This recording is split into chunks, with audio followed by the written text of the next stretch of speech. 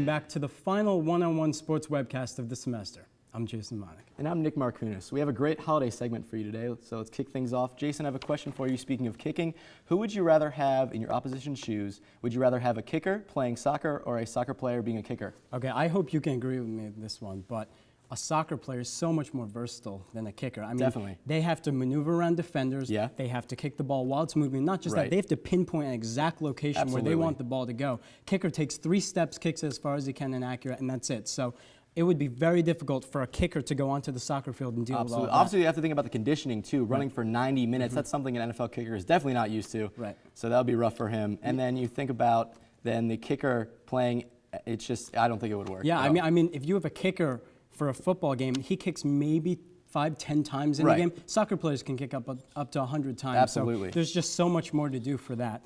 But another one that's very interesting, quarterback and point guard in basketball, they're very similar. They need to have both good ball control and vision. Right. So with that in mind, do you think a quarterback would be a better basketball player or a point guard would be a better football player? I think a quarterback would serve to be a very good point guard. I think look at the situation we had with Greg Paulus from Duke to Syracuse. Okay.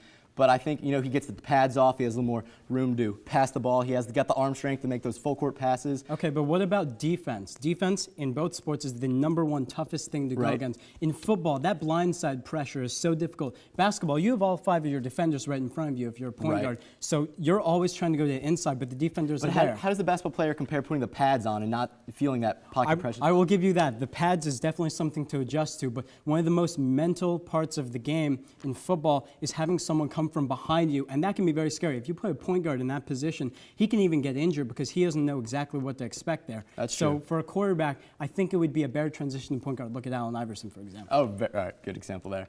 All right, let's take a look at 2 of the toughest positions in all sports, middle linebacker and an MMA fighter. Who do you think would fare better? Would a MMA fighter stepping onto the gridiron or a football player stepping in the octagon? Okay, I like this one. This is a very interesting one, but the one difference is that a linebacker has to bring someone down.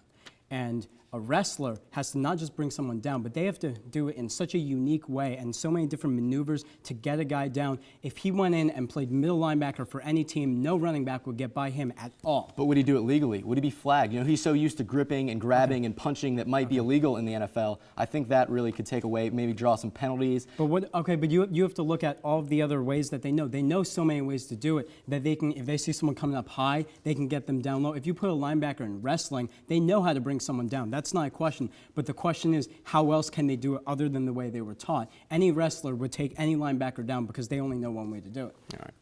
But it's all the time we have for this one-on-one webcast. You should stay tuned and listen to me talking NHL with 2 of our experts and talking about the Caps' new coaching change. Don't go anywhere.